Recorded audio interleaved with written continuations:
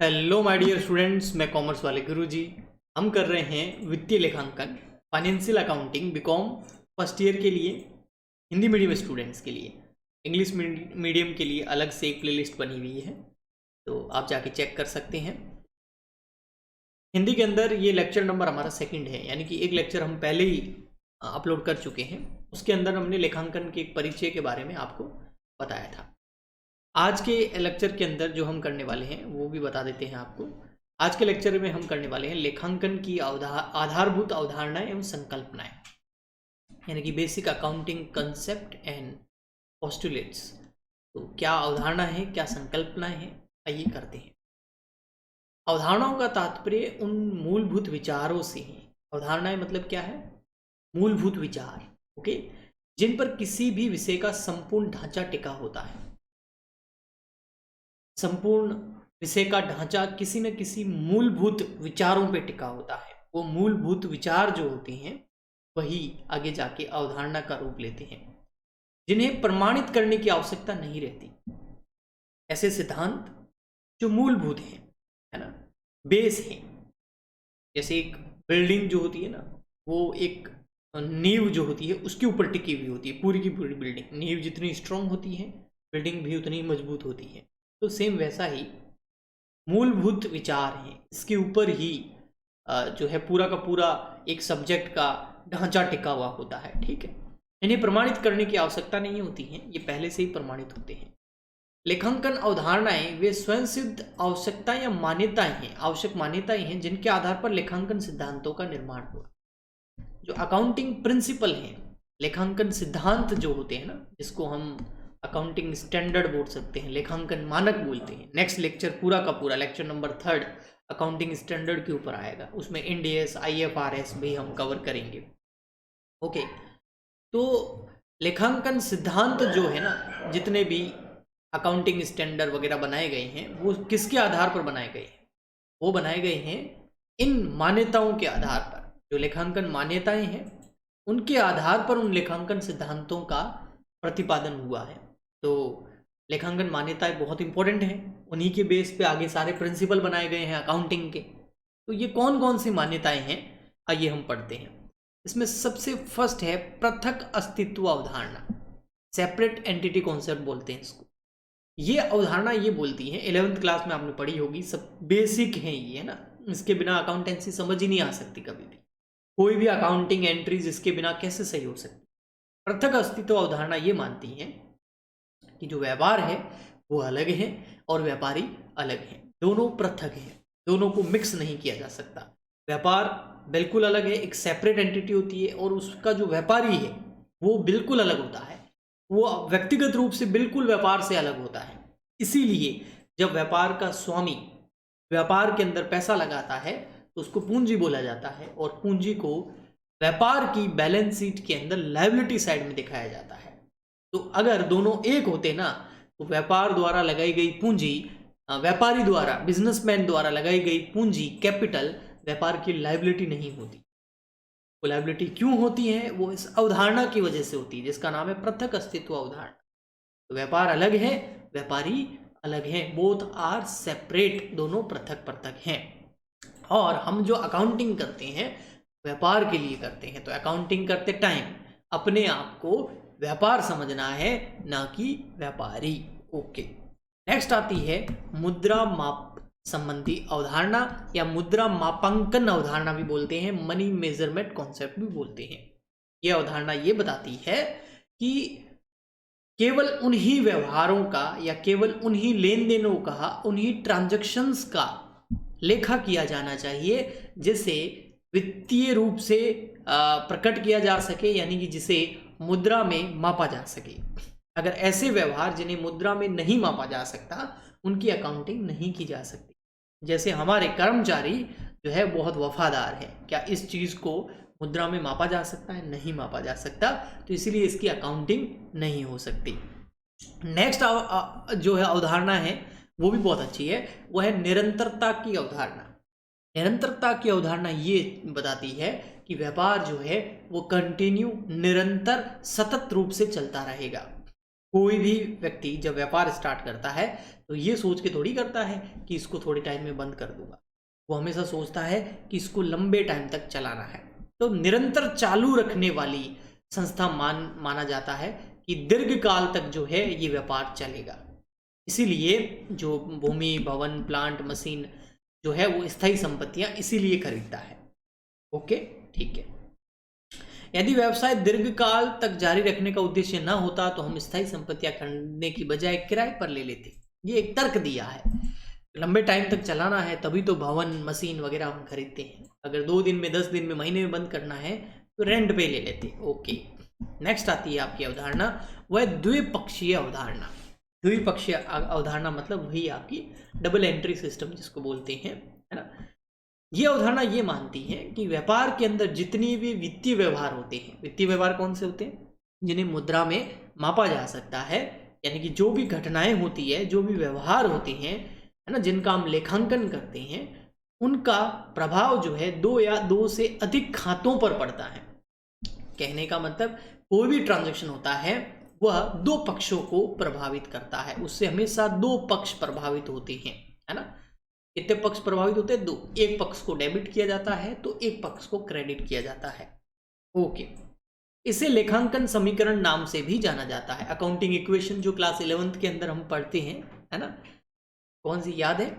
Asset equal to capital plus liability, याद है ना, वो वाली। ओके, अगली अवधारणा हमारी आती है, वो है लागत अवधारणा। लागत अवधारणा मतलब कॉस्ट कॉन्सेप्ट। ये बोलती है कि जितने भी रिकॉर्ड आप रखते हो उनको कॉस्ट पे, लागत पे रखो, है ना। जितने भी आप एसेट्स खरीदते हो, संपत्तियां खरीदते हो, चाहे वो चल हो चाहे वो अचल हो, यानी कि फिक्स हो या फिर करंट हो, है ना, नॉन करंट और करंट बोल सकते हैं, उन संपत्तियों को उनकी लागत पर ही दिखाया जाता है। बाद में उनके ऊपर डेप्रिसिएशन लगाया जाता है, वो अलग बात है। अगर आप उनका पुनर्मूल्यांकन करते हैं तो वो भी अलग बात है, लेकिन उनको हमेशा ऐतिहासिक हिस्टोरिकल कॉस्ट पर दिखाया जाता है। फिर है वसूली या आगम अवधारणा, है ना, रियलाइजेशन या रेवेन्यू कॉन्सेप्ट इसको बोलते हैं। ये कॉन्सेप्ट ये बताता है कि कोई भी इनकम या कोई भी आय जब कमा ली जाती है उसको तभी रिकॉर्ड किया जाता है, इसका कैश से कोई लेना देना नहीं है। यानी कि हम जो अकाउंटिंग करते हैं वो कैश बेसिस पे वैसे भी नहीं करते हैं, हम एक्रूअल बेसिस पे करते हैं, है ना, उपार्जन आधार पर करते हैं। और वही से यह भी आया है चीज आगम अवधारणा कि जब भी कोई आप इनकम कमा लो तो उसको रिकॉर्ड कर दो, है ना। फॉर एग्जाम्पल के लिए आपको जो है, आपका बिजनेस है, ठीक है, और आपके बिजनेस को मिस्टर राम जो है उससे एक ऑर्डर मिला कुछ चीजें खरीदने का, भाई 10,000 रुपए का माल खरीदने का ऑर्डर मिला, ठीक है। ये ऑर्डर मिला आपको, मान लेते हैं 1 मई को, 1 मई को ऑर्डर मिला है और आपने ये ऑर्डर पूरा कर दिया, मान लेते हैं 1 जून को, ठीक है। और राम ने जो है आपको पैसे दिए, मान लेते हैं 20 जून को, ठीक है। तो अब आगम अवधारणा के हिसाब से आप इसको कब रिकॉर्ड करेंगे, किस डेट को आप मानेंगे कि आपने कमाई कर ली है? आप उस डेट को मानेंगे जिस डेट को आपने डिलीवरी दी थी, जिस डेट को आपने आपूर्ति करी थी, जिस डेट को आपने माल जो है वो बेच दिया था। 10,000 रुपए का माल राम को भेज दिया, सेंड कर दिया, जिस दिन मतलब सेलिंग और परचेजिंग हुई थी वो 1 जून है। ना ऑर्डर की डेट देखी जाती है ना पेमेंट की डेट देखी जाती है। लेकिन कई बार ऑर्डर की डेट यानी कि सेल और परचेज की डेट और पेमेंट की डेट एक ही हो जाती है, वो बात अलग है। हम यहाँ पर उधार के हिसाब से देखें तो जब पैसा जो आय है, इनकम है, वो जब कमा ली जाती है उस दिन उसको रिकॉर्ड करना होता है। ये आगम अवधारणा आपको बताती है। चलिए नेक्स्ट चलते हैं। नेक्स्ट अवधारणा हमारी आती है यहाँ पर, एक लाइन आपको बताऊंगा। इस सिद्धांत के अनुसार आय उस तिथि को अर्जित मानी जाती है जिस तिथि को वो वसूल हो जाती है। वसूल का मतलब यहाँ पर कैश से नहीं है, वसूल का मतलब यहाँ पर कमाने से है, अर्निंग से है। ओके, ठीक है।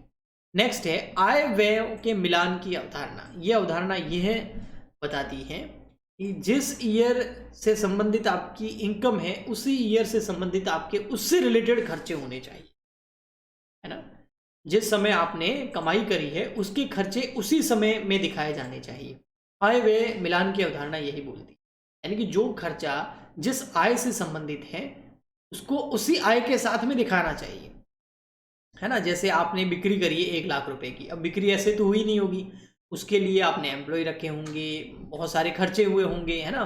परचेज करी होगी आपने, बहुत सारे डायरेक्ट इनडायरेक्ट खर्चे भी करे होंगे। तो वो जो खर्चे हैं वो किस से संबंधित हैं, वो उस बिक्री से संबंधित है। बिक्री आपकी एक इनकम हो गई, तो वो जब वो बिक्री हुई है उसी के संबंध में या उसी पीरियड में उन खर्चों को दिखाया जाना चाहिए। ये आय व्यय के मिलान की अवधारणा बोलती है।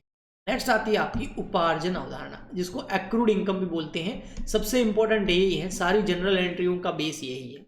उपार्जन अवधारणा ये बोलती है जो खर्चा जिस ईयर से संबंधित है उसको उस ईयर में ही दिखाना चाहिए, जो आय जिस ईयर से संबंधित है उसको उसी वर्ष में दिखाई जानी चाहिए। यानी कि जो आय आपने जिस वर्ष कमाई है आप उसको उसी वर्ष में दिखाओ। प्राप्त भले वो कभी भी हो, उससे कोई मतलब नहीं है, एडवांस प्राप्त हो जाए या बाद में प्राप्त हो जाए, उससे मतलब नहीं है। आपने कमाया कब, वो घटना हुई कब, है ना, आपकी अर्निंग कब हुई, आपने वो एफर्ट कब लगाए, है ना वो। इसके अलावा जैसे जो खर्चा है वो भी उसी जिस साल से संबंधित है, जिस साल में वो खर्चा हुआ है उसको उसी ईयर में दिखाना चाहिए। उसका पेमेंट कभी भी करो उससे कोई मतलब नहीं है। जैसे आपने जो है एक मान लेते हैं वर्कर रख दिया और उस वर्कर ने जो है मई के महीने में काम किया आपके यहाँ पर, और मई के महीने की उसकी सैलरी होती है मान लेते हैं 10,000 रुपये, आपको उसको देने हैं। तो इसने वर्कर ने काम अपना कब कर दिया, मई के महीने में, तो वो आय किस महीने से संबंधित हो गई, मई महीने से। सॉरी, खर्चा किस महीने से संबंधित हो गया, मई महीने से संबंधित हो गया, मई महीने से संबंधित।